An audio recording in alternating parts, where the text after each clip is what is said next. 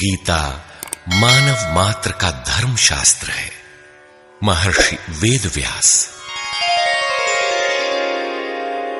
श्री कृष्णकालीन महर्षि वेदव्यास से पूर्व कोई भी शास्त्र पुस्तक के रूप में उपलब्ध नहीं था। श्रुत ज्ञान की इस परंपरा को तोड़ते हुए उन्होंने 4 वेद, ब्रह्म सूत्र, महाभारत, भागवत एवं गीता जैसे ग्रंथों में पूर्व संचित भौतिक एवं आध्यात्मिक ज्ञान राशि को संकलित कर अंत में स्वयं ही निर्णय दिया कि गीता सुगीता कर्तव्या किमन्यै शास्त्र विस्तरैः या स्वयं पद्मनाभस्य मुखपद्माद विनिसृता। भीष्म पर्व। गीता भली प्रकार मनन करके हृदय में धारण करने योग्य है, जो पद्मनाभ भगवान के श्रीमुख से निःसृत वाणी है। फिर अन्य शास्त्रों के संग्रह की क्या आवश्यकता? मानव सृष्टि के आदि में भगवान श्री कृष्ण के श्रीमुख से निःसृत अविनाशी योग अर्थात श्रीमद् भगवद गीता, जिसकी विस्तृत व्याख्या वेद और उपनिषद है, विस्मृति आ जाने पर उसी आदि शास्त्र को भगवान श्री कृष्ण ने अर्जुन के प्रति पुनः प्रकाशित किया, जिसकी यथावत व्याख्या यथार्थ गीता है। एकम शास्त्रम देवकी पुत्र गीतम एको देवो देवकी पुत्रेव एको मंत्र श्रुतस्य नामानि यानि कर्माप्येकम तस्य देवस्य सेवा। गीता महात्म्य। अर्थात एक ही शास्त्र है जो देवकी पुत्र भगवान ने श्रीमुख से गायन किया। गीता एक ही प्राप्त करने योग्य देव है। उस गायन में जो सत्य बताया, आत्मा सिवाय आत्मा के कुछ भी शाश्वत नहीं है। उस गायन में उन महायोगेश्वर ने क्या जपने के लिए कहा? ओम। अर्जुन, ओम अक्षय परमात्मा का नाम है, उसका जप कर और ध्यान मेरा धर। एक ही कर्म है। गीता में वर्णित परम देव एक परमात्मा की सेवा। उन्हें श्रद्धा से अपने हृदय में धारण करें। अस्तु, आरंभ से ही गीता आपका शास्त्र रहा है। भगवान श्री कृष्ण के हजारों वर्ष पश्चात परवर्ती जिन महापुरुषों ने एक ईश्वर को सत्य बताया, गीता के ही पथ पर चलने वाले पथिक हैं, गीता के ही संदेशवाहक हैं। ईश्वर से ही लौकिक एवं पारलौकिक सुखों की कामना, ईश्वर से डरना, अन्य किसी को ईश्वर न मानना, यहां तक तो सभी महापुरुषों ने बताया। किंतु ईश्वरीय साधना, ईश्वर तक की दूरी तय करना, ये केवल गीता में ही सांगोपांग क्रमबद्ध सुरक्षित है। गीता से सुख शांति तो मिलती ही है, ये अक्षय अनामय पद भी देती है। देखिए श्रीमद् भगवद गीता की टीका, यथार्थ गीता।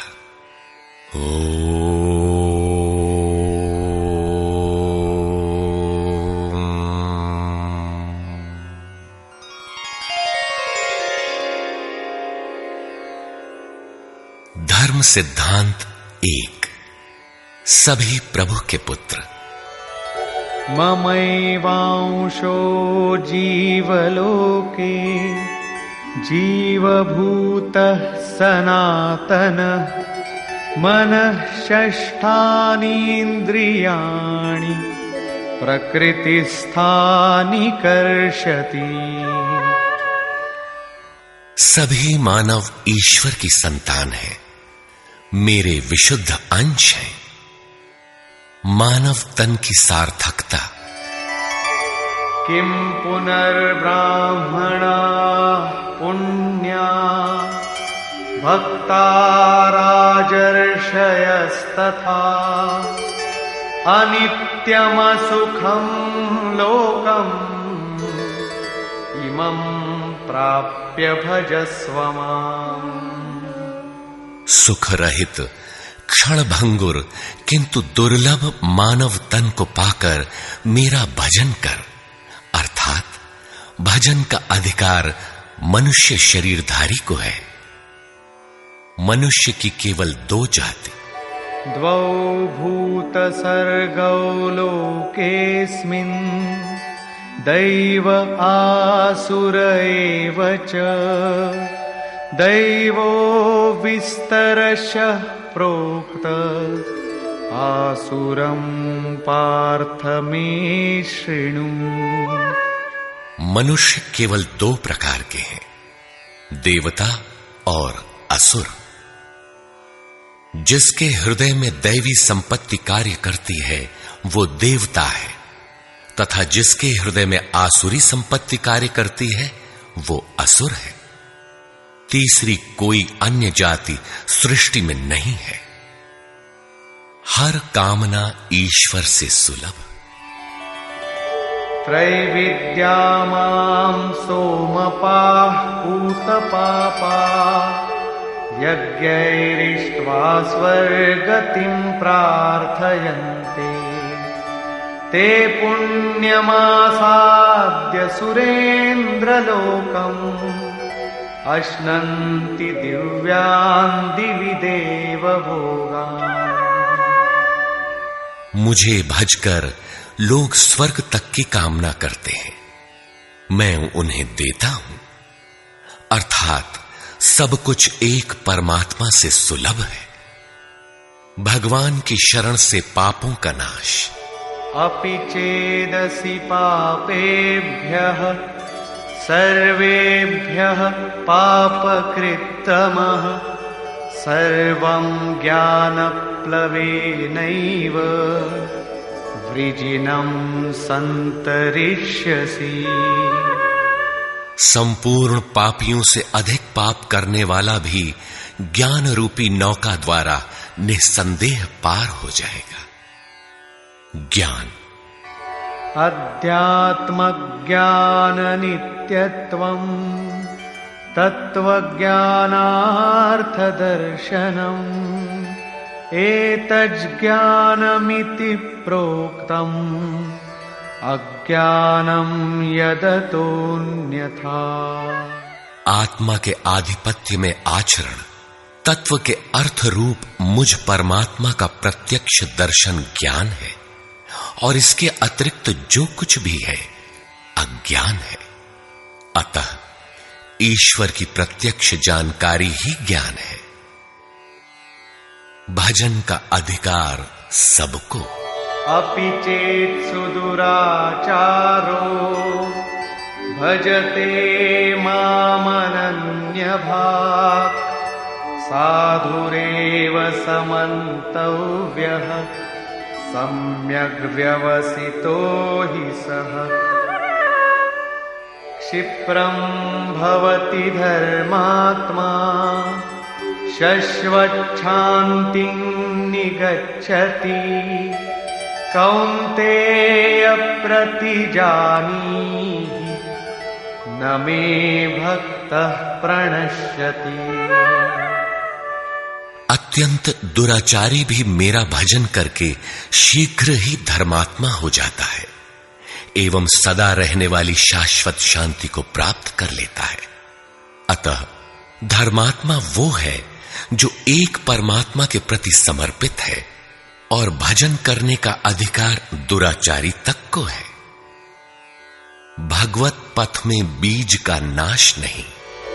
नेहाभिक्रमनाशोऽस्ति प्रत्यवायो न विद्यते स्वल्पमप्यस्य धर्मस्य त्रायते महतो भयात्। धर्म अर्थात आत्मदर्शन की क्रिया का स्वल्प आचरण भी जन्म मरण के महान भय से उद्धार करने वाला होता है। धर्म अपरिवर्तनशील है। ईश्वर का निवास। ईश्वरः सर्वभूतानां हृद्देशेऽर्जुन तिष्ठति भ्रामयन् सर्वभूतानि यन्त्रारूढानि मायया। ईश्वर सभी भूत प्राणियों के हृदय में रहता है, तो शरण किसकी जाएं? तमेव शरणं गच्छ सर्वभावेन भारत तत्प्रसादात् परां शान्तिं स्थानं प्राप्स्यसि शाश्वतम्। संपूर्ण भाव से उस हृदयस्थ एक परमात्मा की शरण में जाओ, जिसकी कृपा से तू परम शांति शाश्वत परम धाम को प्राप्त होगा। यज्ञ। सर्वाणीन्द्रियकर्माणि प्राणकर्माणि चापरे आत्मसंयमयोगाग्नौ जुह्वति ज्ञानदीपिते।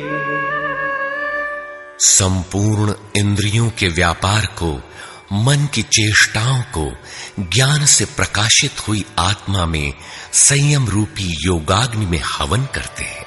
अपाने जुह्वति प्राणं प्राणे पानं तथा परे प्राणापानगतिरुद्ध्वा प्राणायाम परायणा। बहुत से योगी श्वास को प्रश्वास में हवन करते हैं और बहुत से प्रश्वास को श्वास में। इससे उन्नत अवस्था होने पर अन्य श्वास प्रश्वास की गति रोककर प्राणायाम परायण हो जाते हैं। इस प्रकार योग साधना की विधि विशेष का नाम यज्ञ है।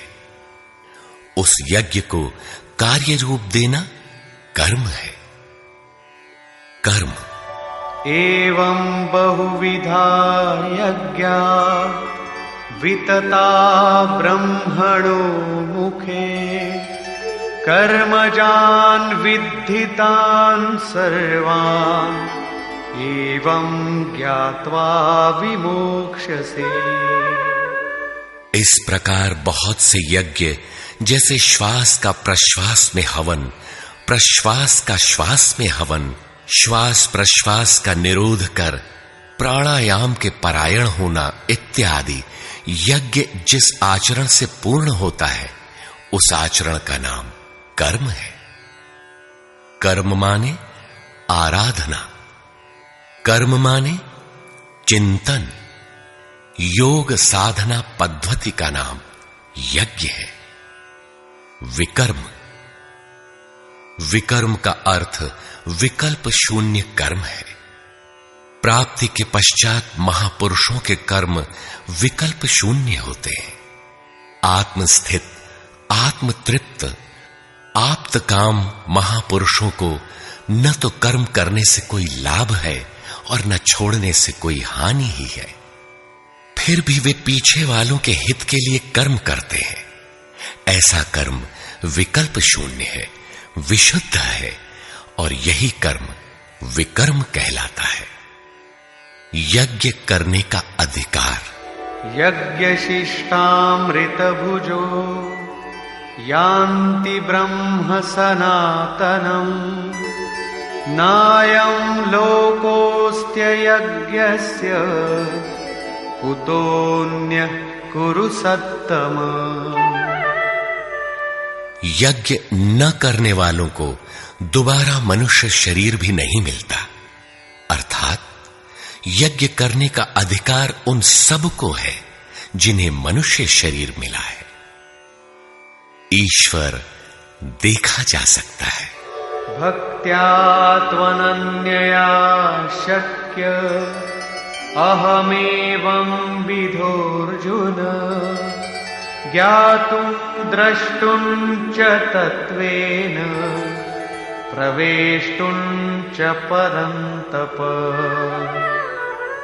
अनन्य भक्ति के द्वारा मैं प्रत्यक्ष देखने, जानने तथा प्रवेश करने के लिए भी सुलभ हूं। आश्चर्यवत् पश्यति कश्चिदेनम्, आश्चर्यवद् वदति तथैव चान्यः, आश्चर्यवच्चैनमन्यः शृणोति, श्रुत्वाप्येनं वेद न चैव कश्चित्। इस अविनाशी आत्मा को कोई विरला ही आश्चर्य की तरह देखता है, आश्चर्य की तरह उपदेश करता है, और कोई विरला ही इसे आश्चर्य की तरह सुनता है। अर्थात ये प्रत्यक्ष दर्शन है। आत्मा ही सत्य है, सनातन है। अच्छेद्योऽयमदाह्योऽयम् अक्लेद्यो शोष्य एव च, नित्यः सर्वगतः स्थाणुः अचलोऽयं सनातनः। ये आत्मा सर्वव्यापक, अचल, स्थिर रहने वाला और सनातन है। आत्मा ही सत्य है। विधाता और उससे उत्पन्न सृष्टि नश्वर है। आब्रह्म भुवनाल्लोकाः पुनरावर्तिनोऽर्जुन, मामुपेत्य तु कौन्तेय पुनर्जन्म न विद्यते। ब्रह्मा और उससे निर्मित सृष्टि, देवता और दानव दुखों की खानी, क्षणभंगुर और नश्वर है, किंतु मेरा भक्त कभी नष्ट नहीं होता। भजन एक परमात्मा का करना चाहिए। देव पूजा। कामैस्तैस्तैर्हितज्ञानाः प्रपद्यन्तेऽन्यदेवताः, तन्तन्नियममास्थाय प्रकृत्या नियताः स्वया। कामनाओं से जिनकी बुद्धि आक्रांत है, ऐसे मूढ़ बुद्धि ही परमात्मा के अतिरिक्त अन्य देवताओं की पूजा करते हैं। येऽप्यन्यदेवता भक्ता यजन्ते श्रद्धयान्विताः, तेऽपि मामेव कौन्तेय यजन्त्यविधिपूर्वकम्। देवताओं को पूजने वाला मेरी ही पूजा करता है, किंतु वह पूजन अविधि पूर्वक है, इसलिए नष्ट हो जाता है। यजन्ते सात्विका देवान् यक्षरक्षांसि राजसाः, प्रेतान् भूतगणांश्चान्ये यजन्ते तामसा जनाः। अर्जुन, शास्त्र विधि को त्याग कर भजने वाले सात्विक श्रद्धा वाले देवताओं को, राजस पुरुष यक्ष राक्षसों को और तामस पुरुष भूत प्रेतों को पूजते हैं, किंतु कर्षयन्तः शरीरस्थम् भूतग्राममचेतसः, मां चैवान्तः शरीरस्थम् तान् विद्यासुरनिश्चयान्। वे शरीर रूप से स्थित भूत समुदाय और अंतर्यामी रूप में स्थित मुझ परमात्मा को कृश करने वाले हैं। उनको तू असुर जान।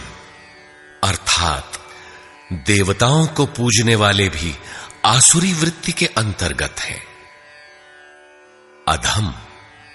तानहं द्विषतः क्रूरान् संसारेषु नराधमान् क्षिपाम्यजस्रमशुभान् आसुरीष्वेव योनिषु। जो यज्ञ की नियत विधि छोड़ कल्पित विधियों से यजन करते हैं, वे ही क्रूर कर्मी, पापाचारी तथा मनुष्यों में अधम है। अन्य कोई अधम नहीं है। नियत विधि क्या है? ओमित्येकाक्षरं ब्रह्म व्याहरन् मामनुस्मरन् यः प्रयाति त्यजन् देहं स याति परमां गतिम्। ओम जो अक्षय ब्रह्म का परिचायक है, उसका जप तथा मुझ एक परमात्मा का स्मरण, तत्वदर्शी महापुरुष के संरक्षण में ध्यान। शास्त्र इति गुह्यतमं शास्त्रम् इदमुक्तं मया नघ एतद्बुद्ध्वा बुद्धिमान् स्यात् कृतकृत्यश्च भारत। इस प्रकार यह अति गोपनीय शास्त्र मेरे द्वारा कहा गया। इसे तत्व से जानकर मनुष्य पूर्ण ज्ञाता तथा कृतार्थ हो जाता है। अतः योगेश्वर श्री कृष्ण की यह वाणी स्वयं में पूर्ण शास्त्र है। तस्माच्छास्त्रं प्रमाणन्ते कार्याकार्यव्यवस्थितौ ज्ञात्वा शास्त्रविधानोक्तं कर्म कर्तुमिहार्हसि। कर्तव्य और अकर्तव्य के निर्धारण में शास्त्र ही प्रमाण है। अतः गीता में निर्धारित विधि से आचरण करें। धर्म सर्वधर्मान् परित्यज्य मामेकं शरणं व्रज अहं त्वा सर्वपापेभ्यो मोक्षयिष्यामि मा शुचः।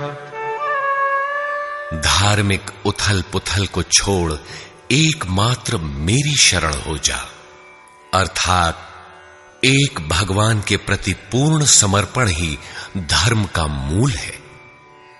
उस प्रभु को पाने की नियत विधि का आचरण ही धर्माचरण है, और जो उसे करता है वो अत्यंत पापी भी शीघ्र धर्मात्मा हो जाता है। धर्म प्राप्त कहां से करें? ब्रह्मणो हि प्रतिष्ठाहम् अमृतस्याव्ययस्य च शाश्वतस्य च धर्मस्य सुखस्यैकान्तिकस्य च। उस अविनाशी ब्रह्म का, अमृत का, शाश्वत धर्म का और अखंड एक रस आनंद का मैं ही आश्रय हूं, अर्थात परमात्म स्थित सद्गुरु ही इन सब का आश्रय है। नोट: विश्व के सारे धर्मों की सत्य धारा एक ईश्वर गीता का ही प्रसारण है।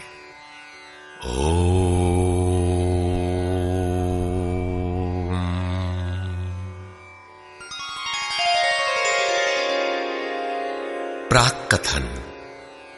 वस्तुतः गीता पर टीका लिखने की अब कोई आवश्यकता प्रतीत नहीं होती, क्योंकि इस पर सहस्त्रों टीकाएं लिखी जा चुकी हैं, जिनमें 50 तो केवल संस्कृत में ही हैं। गीता को लेकर 50 मत हैं, जबकि सबकी आधारशिला एकमात्र गीता है। योगेश्वर श्री कृष्ण ने तो कोई एक बात कही होगी, फिर यह मतभेद क्यों? वस्तुतः वक्ता एक ही बात कहता है, किंतु श्रोता यदि 10 बैठे हों तो 10 प्रकार के आशय ग्रहण करते हैं। व्यक्ति की बुद्धि पर तामसी, राजसी अथवा सात्विक गुणों का जितना प्रभाव है, उसी स्तर से उस वार्ता को पकड़ पाता है। इससे आगे वो समझ नहीं पाता। अतः मतभेद स्वाभाविक है। विभिन्न मतवादों से और कभी-कभी एक ही सिद्धांत को अलग-अलग काल और भाषाओं में व्यक्त करने से साधारण मनुष्य संशय में पड़ जाता है। बहुत सी टीकाओं के बीच वह सत्य धारा भी प्रवाहित है, किंतु शुद्ध अर्थ वाली एक टीका हजारों टीकाओं के बीच रख दी जाए तो उनमें यह पहचानना कठिन हो जाता है कि यथार्थ कौन है। वर्तमान काल में गीता की बहुत सी टीकाएं हो गई हैं। सभी अपनी अपनी सत्यता का उद्घोष करती हैं, किंतु गीता के शुद्ध अर्थ से वे बहुत दूर हैं।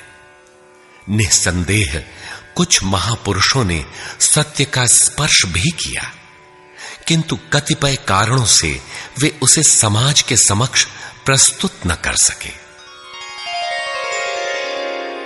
श्री कृष्ण के आशय को हृदयंगम न कर पाने का मूल कारण है कि वे एक योगी थे। श्री कृष्ण जिस स्तर की बात करते हैं, क्रमशः चलकर उसी स्तर पर खड़ा होने वाला कोई महापुरुष ही अक्षरशः बता सकेगा कि श्री कृष्ण ने जिस समय गीता का उपदेश दिया था, उस समय उनके मनोगत भाव क्या थे। मनोगत समस्त भाव कहने में नहीं आते। कुछ तो कहने में आ पाते हैं, कुछ भाव भंगिमा से व्यक्त होते हैं, और शेष पर्याप्त क्रियात्मक हैं, जिन्हें कोई पथिक चलकर ही जान सकता है। जिस स्तर पर श्री कृष्ण थे, क्रमशः चलकर उसी अवस्था को प्राप्त महापुरुष ही जानता है कि गीता क्या कहती है। वह गीता की पंक्तियां ही नहीं दोहराता, बल्कि उनके भावों को भी दर्शा देता है, क्योंकि जो दृश्य श्री कृष्ण के सामने था, वही उस वर्तमान महापुरुष के समक्ष भी है। इसलिए वो देखता है, दिखा देगा, आप में जागृत भी कर देगा, उस पथ पर चला भी देगा। पूज्य श्री परमहंस जी महाराज भी उसी स्तर के महापुरुष थे। उनकी वाणी तथा अंतः प्रेरणा से मुझे गीता का जो अर्थ मिला, उसी का संकलन यथार्थ गीता है। इसमें मेरा अपना कुछ भी नहीं है। यह क्रियात्मक है। साधन अपनाने वाले प्रत्येक पुरुष को इसी परिधि से गुजरना होगा। जब तक वो इससे अलग है, तब तक स्पष्ट है कि वो साधन नहीं करता, किसी न किसी प्रकार की लकीर अवश्य पीटता है। अतः किसी महापुरुष की शरण ले। श्री कृष्ण ने किसी अन्य सत्य को नहीं बताया, बल्कि कहा, ऋषिभिर बहुधा गीतम। ऋषियों ने अनेकों बार जिसका गायन किया है, वही कहने जा रहा हूं।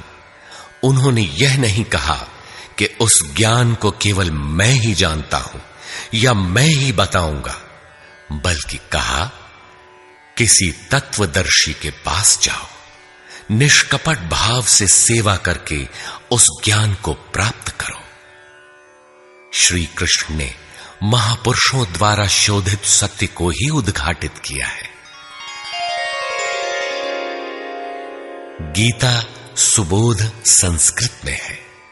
यदि अन्वयार्थ ही लें तो गीता का अधिकांश आप स्वयं हृदयंगम कर सकेंगे, किंतु आप ज्यों का त्यों अर्थ नहीं लेते। उदाहरण के लिए श्री कृष्ण ने स्पष्ट कहा कि यज्ञ की प्रक्रिया ही कर्म है। फिर भी आप कहते हैं कि खेती करना कर्म है। यज्ञ को स्पष्ट करते हुए उन्होंने बताया कि यज्ञ में बहुत से योगी जन प्राण में अपान को हवन करते हैं, बहुत से अपान में प्राण को हवन करते हैं, बहुत से योगी प्राण अपान दोनों को रोककर प्राणायाम परायण हो जाते हैं, बहुत से योगी इंद्रियों की संपूर्ण प्रवृत्तियों को संयमाग्नि में हवन करते हैं, इस प्रकार श्वास प्रश्वास का चिंतन यज्ञ है। मन सहित इंद्रियों का संयम यज्ञ है। शास्त्रकार ने स्वयं यज्ञ बताया, फिर भी आप कहते हैं कि विष्णु के निमित्त स्वाहा बोलना, अग्नि में जौ तिल घी का हवन करना यज्ञ है। उन योगेश्वर ने ऐसा एक शब्द भी नहीं कहा।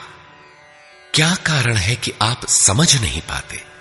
बाल की खाल निकालकर रटने पर भी क्यों वाक्य विन्यास ही आपके हाथ लगता है? आप अपने को यथार्थ जानकारी से शून्य ही क्यों पाते हैं? वस्तुतः मनुष्य जन्म लेकर क्रमशः बड़ा होता है तो पैतृक संपत्ति, घर, दुकान, जमीन जायदाद, पद प्रतिष्ठा, गाय भैंस, यंत्र उपकरण इत्यादि उसे विरासत में मिलती है। ठीक इसी प्रकार उसे कुछ रूढ़ियां, परंपराएं, पूजा पद्धतियां भी विरासत में मिल जाती हैं। 33 करोड़ देवी देवता तो भारत में बहुत पहले गिने गए थे। विश्व में उनके अनगिनत रूप हैं। शिशु ज्यों-ज्यों बड़ा होता है, अपने माता पिता, भाई बहन, पास पड़ोस में इनकी पूजा देखता है। परिवार में प्रचलित पूजा पद्धतियों की अमिट छाप उसके मस्तिष्क पर पड़ जाती है। देवी की पूजा मिली तो जीवन भर देवी देवी रटता है। परिवार में भूत पूजा मिली तो भूत भूत रटता है। कोई शिव तो कोई कृष्ण तो कोई कुछ पकड़े ही रहता है। उन्हें वो छोड़ नहीं सकता। ऐसे भ्रांत पुरुष को गीता जैसा कल्याणकारी शास्त्र मिल भी जाए तो वो उसे नहीं समझ सकता। पैतृक संपदा को कदाचित वो छोड़ भी सकता है, किंतु इन रूढ़ियों और मजहबी पचड़ों को नहीं मिटा सकता। पैतृक संपत्ति को हटाकर आप हजारों मील दूर जा सकते हैं, किंतु दिल दिमाग में अंकित ये रूढ़िगत विचार वहां भी आपका पिंड नहीं छोड़ते। आप सिर काटकर अलग तो नहीं रख सकते। अतः आप यथार्थ शास्त्र को भी उन्हीं रूढ़ियों, रीति रिवाजों, मान्यताओं और पूजा पद्धतियों के अनुरूप ढाल कर देखना चाहते हैं। यदि उनके अनुरूप बात ढलती है, वार्ता का क्रम बैठता है, तो आप उसे सही मानते हैं, और नहीं ढलती तो गलत मानते हैं। इसीलिए आप गीता का रहस्य नहीं देख पाते। गीता का रहस्य रहस्य ही बनकर रह जाता है। इसके वास्तविक पारखी संत अथवा सद्गुरु हैं। वही बता सकते हैं कि गीता क्या कहती है। सब नहीं जान सकते। सबके लिए सुलभ उपाय यही है कि इसे किसी महापुरुष के सानिध्य में समझें, जिसके लिए श्री कृष्ण ने बल दिया है। गीता किसी विशिष्ट व्यक्ति, जाति, वर्ग, पंथ, देश काल या किसी रूढ़िग्रस्त संप्रदाय का ग्रंथ नहीं है, बल्कि यह सार्वलौकिक, सार्वकालिक धर्म ग्रंथ है। यह प्रत्येक देश, प्रत्येक जाति तथा प्रत्येक स्तर के प्रत्येक स्त्री पुरुष के लिए, सबके लिए है। केवल दूसरों से सुनकर या किसी से प्रभावित होकर मनुष्य को ऐसा निर्णय नहीं लेना चाहिए जिसका प्रभाव सीधे उसके अपने अस्तित्व पर पड़ता हो। पूर्वाग्रह की भावना से मुक्त होकर सत्यान्वेषियों के लिए यह आर्ष ग्रंथ आलोक स्तंभ है। हिंदुओं का आग्रह है कि वेद ही प्रमाण है। वेद का अर्थ है ज्ञान, परमात्मा की जानकारी। परमात्मा न संस्कृत में है न संहिताओं में। पुस्तक तो उसका संकेत मात्र है। वह वस्तुतः हृदय में जागृत होता है। विश्वामित्र चिंतन कर रहे थे। उनकी भक्ति देखकर ब्रह्मा आए। बोले, आज से तुम ऋषि हो। विश्वामित्र को संतोष नहीं हुआ। चिंतन में लगे रहे। कुछ काल पश्चात देवताओं सहित ब्रह्मा पुनः आए और बोले, आज से तुम राजर्षि हो। किंतु विश्वामित्र का समाधान न हुआ। वे अनवरत चिंतन में लगे रहे। ब्रह्मा दैवी संपदाओं के साथ पुनः आए और बताया कि आज से तुम महर्षि हुए। विश्वामित्र ने कहा, नहीं, मुझे जितेंद्रिय ब्रह्मर्षि कहें। ब्रह्मा ने कहा, अभी तुम जितेंद्रिय नहीं हो। विश्वामित्र पुनः तपस्या में लग गए। उनके मस्तिष्क से तपस्या की आभा निकलने लगी। तब देवताओं ने ब्रह्मा से निवेदन किया। ब्रह्मा उसी प्रकार विश्वामित्र से बोले, अब तुम ब्रह्मर्षि हो।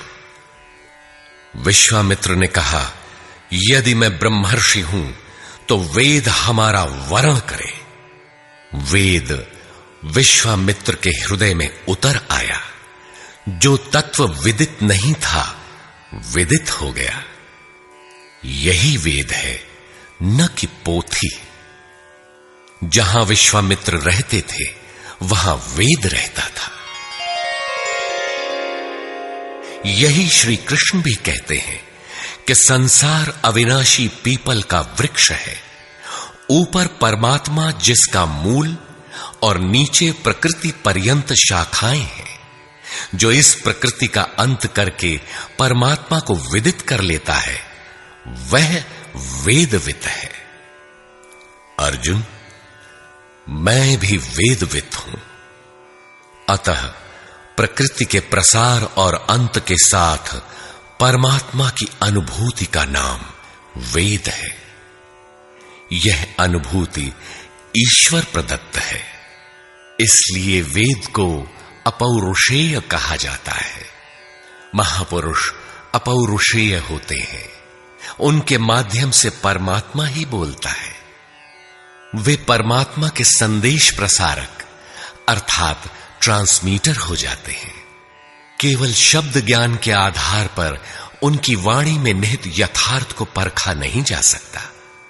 उन्हें वही जान पाता है जिसने क्रियात्मक पथ से चलकर इस अपौरुषेय स्थिति को पाया हो, जिसका पुरुष अर्थात अहं परमात्मा में विलीन हो चुका हो। वस्तुतः वेद अपौरुषेय है, किंतु बोलने वाले 100-150 महापुरुष ही थे। उन्हीं की वाणी का संकलन वेद कहलाता है। किंतु जब शास्त्र लिखने में आ जाता है तो सामाजिक व्यवस्था के नियम भी उसके साथ लिख दिए जाते हैं। महापुरुष के नाम पर जनता उनका भी पालन करने लगती है, यद्यपि धर्म से उनका दूर का भी संबंध नहीं रहता।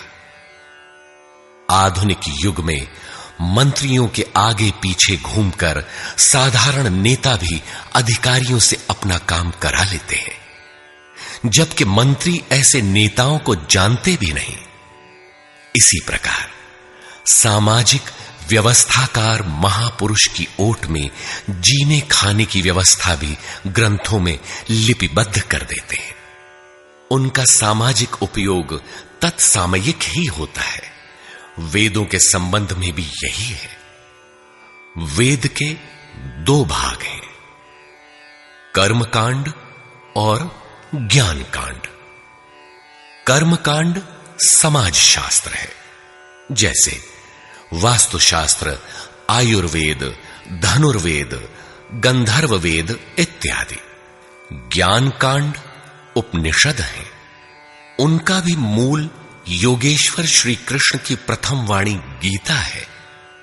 सारांशत गीता अपौरुषेय परमात्मा से समुद्भूत उपनिषद सुधा का सार सर्वस्व है। इसी प्रकार प्रत्येक महापुरुष जो परम तत्व को प्राप्त कर लेता है, स्वयं में धर्म ग्रंथ है। उसकी वाणी का संकलन विश्व में कहीं भी हो, शास्त्र कहलाता है। किंतु कतिपय धर्मावलंबियों का यह कथन है कि जितना कुरान में लिखा है उतना ही सच है। अब कुरान नहीं उतरेगा। ईसा मसीह पर विश्वास किए बिना स्वर्ग नहीं मिल सकता। वह ईश्वर का इकलौता बेटा था। अब ऐसा महापुरुष नहीं हो सकता। उनकी रूढ़िवादिता है। यदि उसी तत्व को साक्षात कर लिया जाए तो वही बात फिर होगी। गीता सार्वभौम है। धर्म के नाम पर प्रचलित विश्व के समस्त धर्म ग्रंथों में गीता का स्थान अद्वितीय है। यह स्वयं में धर्मशास्त्र ही नहीं बल्कि अन्य धर्म ग्रंथों में निहित सत्य का मानदंड भी है। गीता वह कसौटी है जिस पर प्रत्येक धर्म ग्रंथ में अनुस्यूत सत्य अनावृत हो उठता है। परस्पर विरोधी कथनों का समाधान निकल आता है। प्रत्येक धर्म ग्रंथ में संसार में जीने खाने की कला और कर्म कांडों का बाहुल्य है। जीवन को आकर्षक बनाने के लिए उन्हें करने तथा न करने के रोचक भयानक वर्णनों से धर्म ग्रंथ भरे पड़े हैं। कर्म कांडों की इसी परंपरा को जनता धर्म समझने लगती है। जीवन निर्वाह की कला के लिए निर्मित पूजा पद्धतियों में देश काल और परिस्थितियों के अनुसार परिवर्तन स्वाभाविक है। धर्म के नाम पर समाज में कलह का यही एकमात्र कारण है। गीता इन क्षणिक व्यवस्थाओं से ऊपर उठकर आत्मिक पूर्णता में प्रतिष्ठित करने का क्रियात्मक अनुशीलन है, जिसका एक भी श्लोक भौतिक जीवन यापन के लिए नहीं है। इसका प्रत्येक श्लोक आपसे आंतरिक युद्ध आराधना की मांग करता है। तथाकथित धर्म ग्रंथों की भांति यह आपको स्वर्ग या नर्क के द्वंद्व में फंसाकर नहीं छोड़ता, बल्कि उस अमरत्व की उपलब्धि कराता है जिसके पीछे जन्म मृत्यु का बंधन नहीं रह जाता। प्रत्येक महापुरुष की अपनी शैली और कुछ अपने विशिष्ट शब्द होते हैं। योगेश्वर श्री कृष्ण ने भी गीता में कर्म, यज्ञ, वर्ण, वर्ण संकर, युद्ध, क्षेत्र, ज्ञान इत्यादि शब्दों पर बार बार बल दिया है। इन शब्दों का अपना आशय है और पुनरावृत्ति में भी इनका अपना सौंदर्य है। हिंदी रूपांतरण में इन शब्दों को उसी आशय में लिया गया है तथा आवश्यक स्थलों की व्याख्या भी की गई है। गीता के आकर्षण निम्नलिखित प्रश्न हैं, जिनका आशय आधुनिक समाज खो चुका है। वे इस प्रकार हैं जिन्हें यथार्थ गीता में आप पाएंगे। श्री कृष्ण एक योगेश्वर थे। सत्य, आत्मा ही सत्य है। सनातन, आत्मा सनातन है, परमात्मा सनातन है। सनातन धर्म परमात्मा से मिलाने वाली क्रिया है। युद्ध दैवी एवं आसुरी संपदाओं का संघर्ष युद्ध है। ये अंतःकरण की दो प्रवृत्तियां हैं। इन दोनों का मिटना परिणाम है। युद्ध स्थान, यह मानव शरीर और मन सहित इंद्रियों का समूह युद्ध स्थल है। ज्ञान, परमात्मा की प्रत्यक्ष जानकारी ज्ञान है। योग, संसार के संयोग वियोग से रहित अव्यक्त ब्रह्म के मिलन का नाम योग है। ज्ञान योग, आराधना ही कर्म है। अपने पर निर्भर होकर कर्म में प्रवृत्त होना ज्ञान योग है। निष्काम कर्म योग, इष्ट पर निर्भर होकर समर्पण के साथ कर्म में प्रवृत्त होना निष्काम कर्म योग है। श्री कृष्ण ने किस सत्य को बताया? श्री कृष्ण ने उसी सत्य को बताया जिसको तत्वदर्शियों ने पहले देख लिया था और आगे भी देखेंगे। यज्ञ साधना की विधि विशेष का नाम यज्ञ है। कर्म यज्ञ को कार्य रूप देना ही कर्म है। वर्ण आराधना की एक ही विधि जिसका नाम कर्म है, जिसको 4 श्रेणियों में बांटा है, वही 4 वर्ण है। ये एक ही साधक का ऊंचा नीचा स्तर है, न कि जाति। वर्ण संकर परमात्म पथ से च्युत होना, साधन में भ्रम उत्पन्न हो जाना वर्ण संकर है। मनुष्य की श्रेणी अंतःकरण के स्वभाव के अनुसार मनुष्य 2 प्रकार का होता है, एक देवताओं जैसा, दूसरा असुरों जैसा। यही मनुष्य की 2 जातियां हैं जो स्वभाव द्वारा निर्धारित हैं, और यह स्वभाव घटता बढ़ता रहता है। देवता हृदय देश में परम देव परमात्मा का देवत्व अर्जित कराने वाले गुणों का समूह है। वाह्य देवताओं की पूजा कामनाओं से जिनकी बुद्धि आक्रांत है, ऐसे अविवेकी और मूढ़ बुद्धि की देन है। वे मेरे ही पुजारी हैं, किंतु अविधि पूर्वक है। अवतार व्यक्ति के हृदय में होता है, बाहर नहीं। विराट दर्शन योगी के हृदय में ईश्वर के द्वारा दी गई अनुभूति है। भगवान साधक में दृष्टि बनकर खड़े हों तभी दिखाई पड़ते हैं। पूजनीय देव इष्ट, एकमात्र परात्पर ब्रह्म ही पूजनीय देव है। उसे खोजने का स्थान हृदय देश है। उसकी प्राप्ति का स्रोत उसी अव्यक्त स्वरूप में स्थित प्राप्ति वाले महापुरुष के द्वारा है।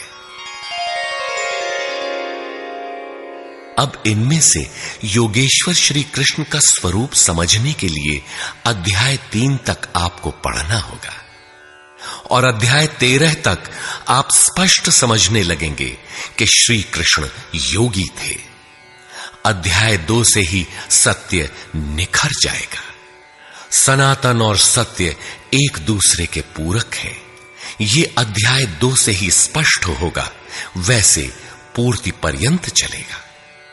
युद्ध अध्याय 4 तक स्पष्ट होने लगेगा, 11 तक संशय निर्मूल हो जाएगा। वैसे अध्याय 16 तक देखना चाहिए। युद्ध स्थल के लिए अध्याय 13 बार बार देखें। ज्ञान अध्याय 4 से स्पष्ट होगा, तथा अध्याय 13 में भली प्रकार समझ में आएगा कि प्रत्यक्ष दर्शन का नाम ज्ञान है। योग अध्याय 6 तक आप समझ सकेंगे। वैसे पूर्ति पर्यंत योग के विभिन्न अंशों की परिभाषा है। ज्ञान योग अध्याय 3 से 6 तक स्पष्ट हो जाएगा।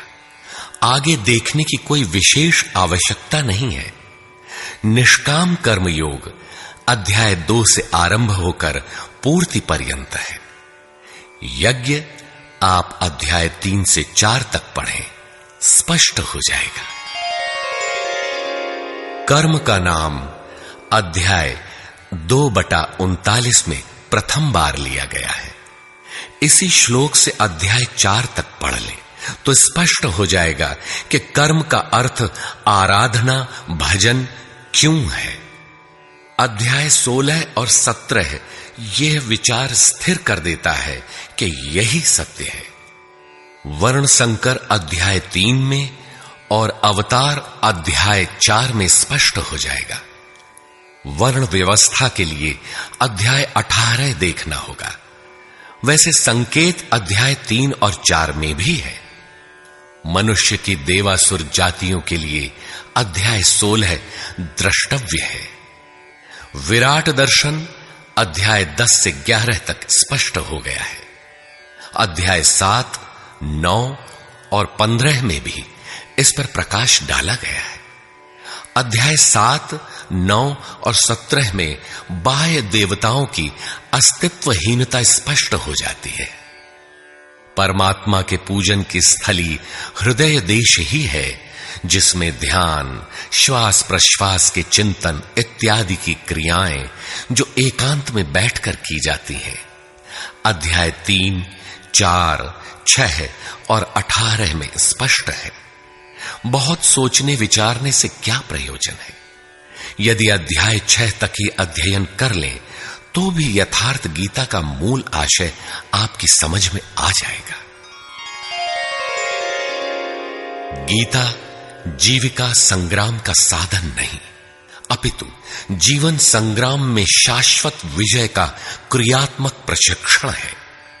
इसलिए युद्ध ग्रंथ है जो वास्तविक विजय दिलाता है, किंतु गीतोक्त युद्ध तलवार, धनुष, वाण, गदा और फरसे से लड़ा जाने वाला सांसारिक युद्ध नहीं है और न इन युद्धों में शाश्वत विजय निहित है।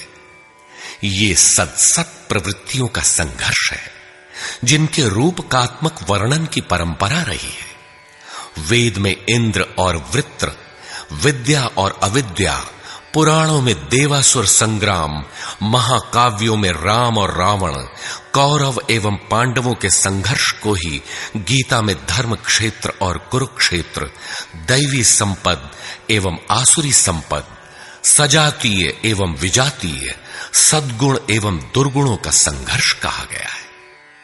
यह संघर्ष जहां होता है वह स्थान कहां है? गीता का धर्म क्षेत्र और कुरुक्षेत्र भारत का कोई भूखंड नहीं, बल्कि स्वयं गीताकार के शब्दों में इदं शरीरम कौन्तेय क्षेत्रमित्यभिधीयते।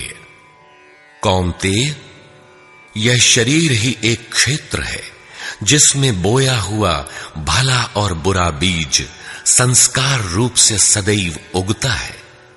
10 इंद्रियां, मन, बुद्धि, चित्त, अहंकार, 5 विकार और 3 गुणों का विकार इस क्षेत्र का विस्तार है। प्रकृति से उत्पन्न इन 3 गुणों से विवश होकर मनुष्य को कर्म करना पड़ता है। वह क्षण मात्र भी कर्म किए बिना नहीं रह सकता। पुनरपि जननम पुनरपि मरणम पुनरपि जननी जठरे शयनम। जन्म जन्मांतरों से करते ही तो बीत रहा है, यही कुरुक्षेत्र है।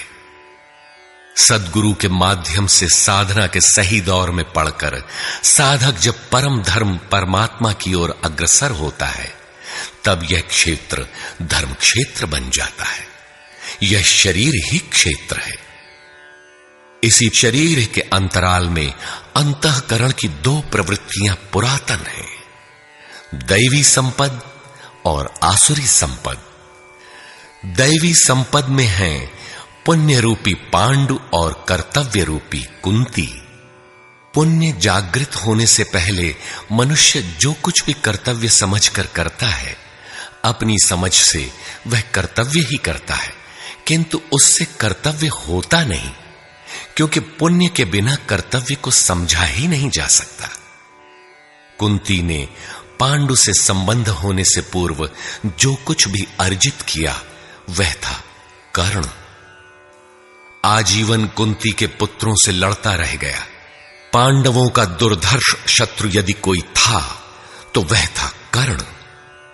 विजातीय कर्म ही कर्ण है, जो बंधनकारी है, जिससे परंपरागत रूढ़ियों का चित्रण होता है।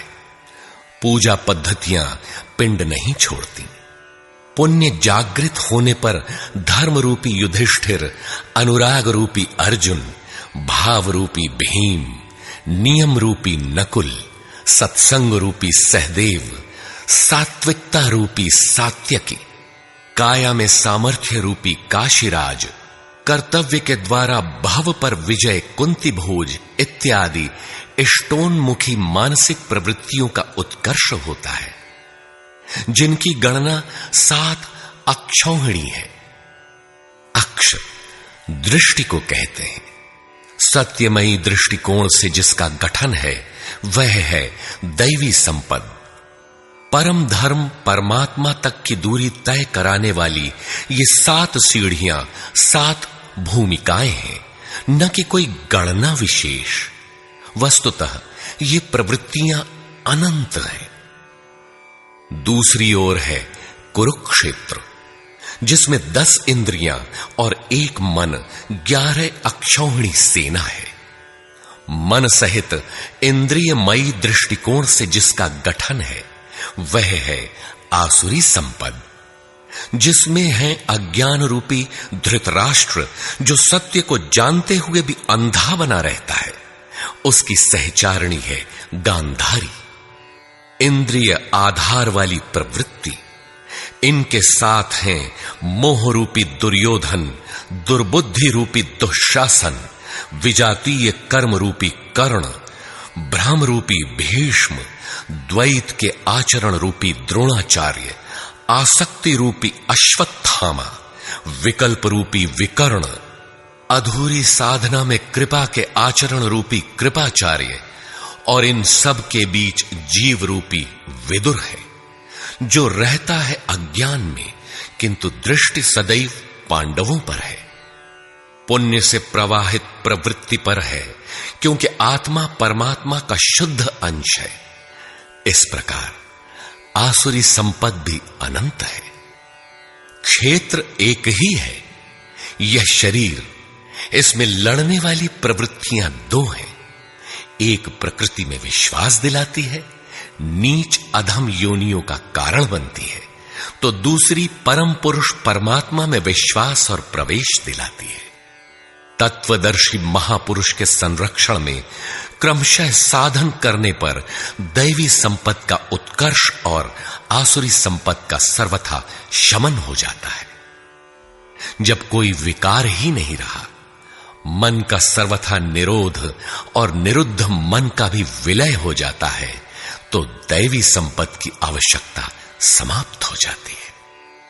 अर्जुन ने देखा कि कौरव पक्ष के अनंतर पांडव पक्ष के योद्धा भी योगेश्वर में समाहित हो रहे हैं।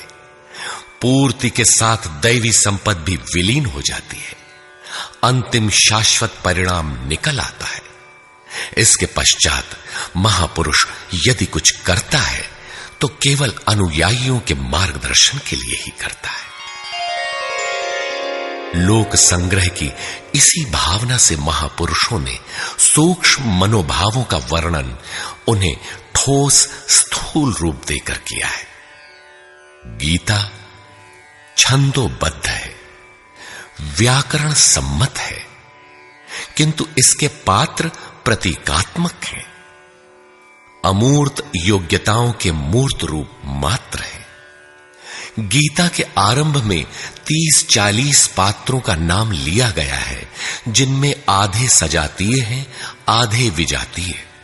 कुछ पांडव पक्ष के हैं, कुछ कौरव पक्ष के। विश्व रूप दर्शन के समय इनमें से 4-6 नाम पुनः आए हैं, अन्यथा संपूर्ण गीता में इन नामों की चर्चा तक नहीं है।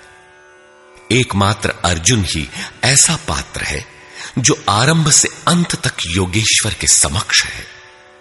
वह अर्जुन भी केवल योग्यता का प्रतीक है, न कि व्यक्ति विशेष। गीता के आरंभ में अर्जुन सनातन कुल धर्म के लिए विकल है, किंतु योगेश्वर श्री कृष्ण ने इसे अज्ञान बताया और निर्देश दिया कि आत्मा ही सनातन है, शरीर नाशवान है, इसलिए युद्ध कर। इस आदेश से यह स्पष्ट नहीं होता कि अर्जुन कौरवों को ही मारे। पांडव पक्ष के भी शरीरधारी ही तो थे, दोनों ओर संबंधी ही तो थे। संस्कारों पर आधारित शरीर क्या तलवार से काटने पर समाप्त हो सकेगा? जब शरीर नाशवान है, जिसका अस्तित्व है ही नहीं, तो अर्जुन कौन था? श्री कृष्ण किसकी रक्षा में खड़े थे? क्या किसी शरीरधारी की रक्षा में खड़े थे?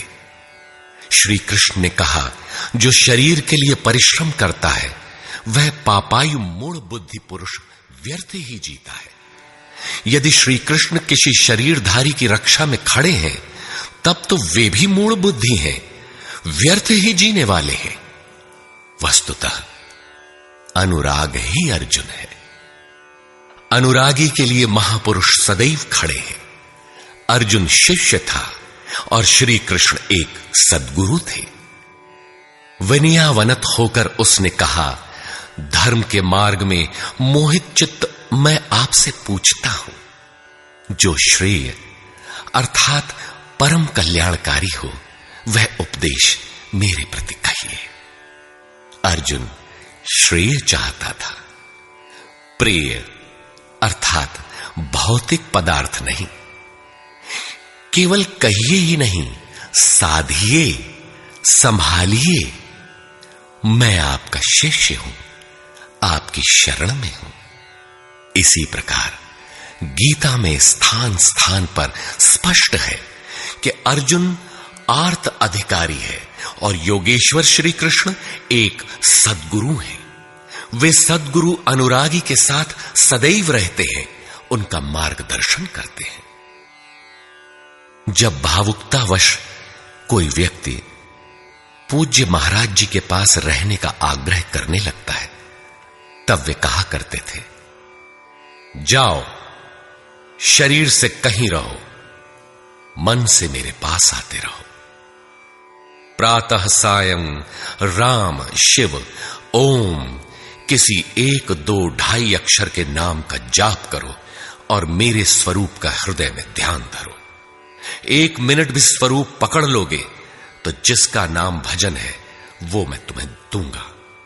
इससे अधिक पकड़ने लगोगे तो हृदय से रथी बनकर सदैव तुम्हारे साथ रहूंगा।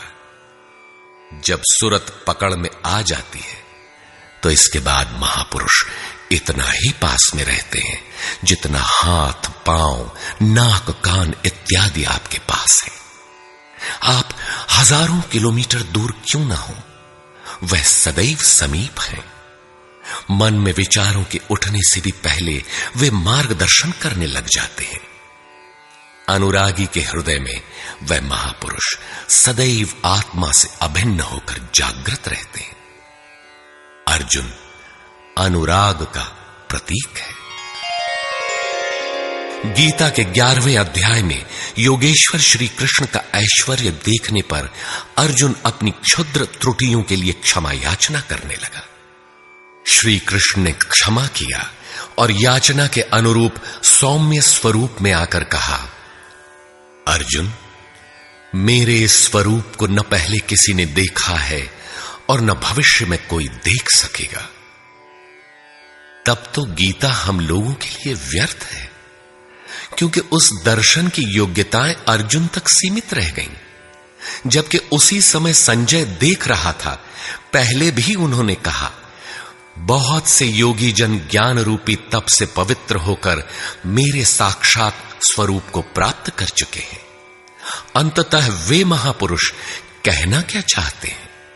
वस्तुतः अनुराग ही अर्जुन है, जो आपके हृदय की भावना विशेष है। अनुराग विहीन पुरुष न कभी पूर्व में देख सका है और न ही अनुराग विहीन पुरुष भविष्य में कभी देख सकेगा। मिले ही न रघुपति बिनु अनुरागा, किए जोग तब ज्ञान बिरागा। अतः अर्जुन एक प्रतीक है। यदि प्रतीक नहीं है तो गीता का पीछा छोड़ दें। गीता आपके लिए नहीं है, क्योंकि उस दर्शन की योग्यता अर्जुन तक ही सीमित रह गई।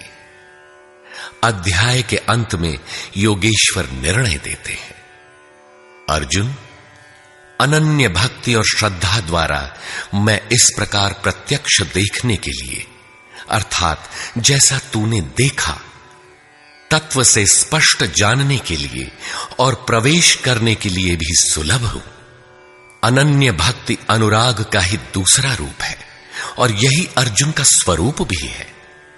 अर्जुन पथिक का प्रतीक है। इस प्रकार गीता के पात्र प्रतीकात्मक हैं, यथा स्थान उनका संकेत है।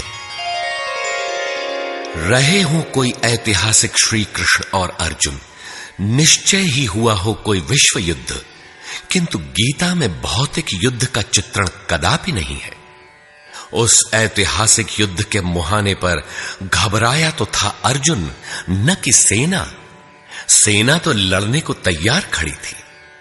क्या गीता का उपदेश देकर श्री कृष्ण ने सव्यसाची अर्जुन को सेना की योग्यता का बनाया? वस्तुतः साधन लिखने में नहीं आता, सब कुछ पढ़ लेने के बाद भी चलना शेष ही रहता है। यही प्रेरणा यथार्थ गीता है।